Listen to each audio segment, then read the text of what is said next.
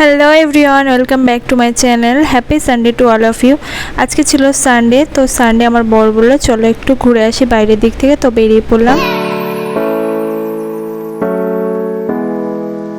আসলাম বারাসাতে আসলেই আমরা সায়েন্স সিটি মল আসি, মানে এভরি সানডেই প্রায় আমরা এদিকে আসলেই সায়েন্স সিটি মলে আসি। ওখানে যেহেতু ফুড কোর্ট আছে, ফুড কোর্টে স্পেসটা অনেক বড়, তো ওখানে আমরা বসে বসে আড্ডা মারি, খাওয়া দাওয়া করি। তো আজকেও চলে আসলাম সায়েন্স সিটি মল। তো সায়েন্স সিটি মলে ঢুকে ফার্স্ট ফ্লোরে আইসক্রিমের একটা স্টোর আছে।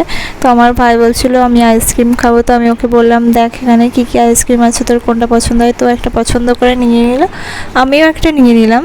তো আমার বরকে বললাম খাবে, ও বললো না আমি খাবো না, তোমরা খাও। তো ওটা আমরা আইসক্রিমটা খেতে খেতে হাঁটতে লাগলাম, হেঁটে হেঁটে ফুড কোর্টের দিকে যাচ্ছি। থার্ড ফ্লোরে ফুড কোর্টটা আছে। তো চলো ফুড কোর্টে গিয়ে একেবারে তোমাদের সঙ্গে দেখা হচ্ছে।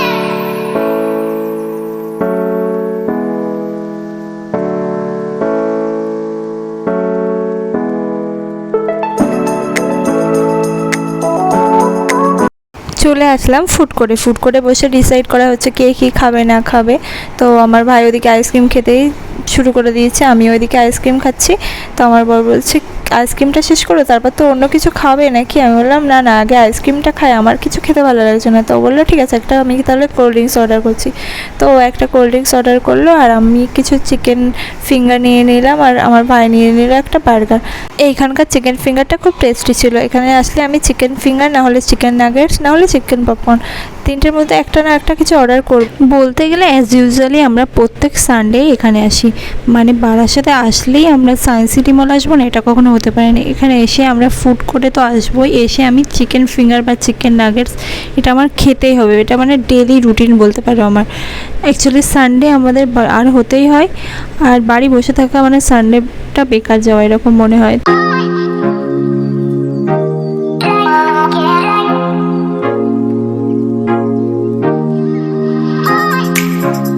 দেন খাবার তো এসে গেছে, আমি খাওয়াও শুরু করে দিয়েছি। আমি এদিকে খাচ্ছি, তো আমার ভাইও আমার থেকে একটু চিকেন ফিঙ্গার নিয়ে নিল। বললো আমি একটু খেয়ে দেখি কেমন টেস্ট, তুই তো সবসময় খাস আর বলিস খুব টেস্টি। তো ও একটু খেয়েছে। আমার ওকে বললাম খাবে, ও বললো না, দুপুরে যে আমি বিরিয়ানি খেয়েছি তাতেই আমার পেট ভর্তি, আমি শুধু কোল্ড ড্রিঙ্কসটাই খাই, তোমরা খাও। তো আমার ভাই এদিকে একটু হাই করে দিচ্ছে, বলছে তোর ব্লগে আমাকে একটু নে, আমিও দেখবো। তো আমি বললাম এই বার্গারটা তোকে কিন্তু পুরো খেতে হবে। বললো হ্যাঁ ঠিক আছে আমি খেয়ে নেবো, কোনো ব্যাপার না।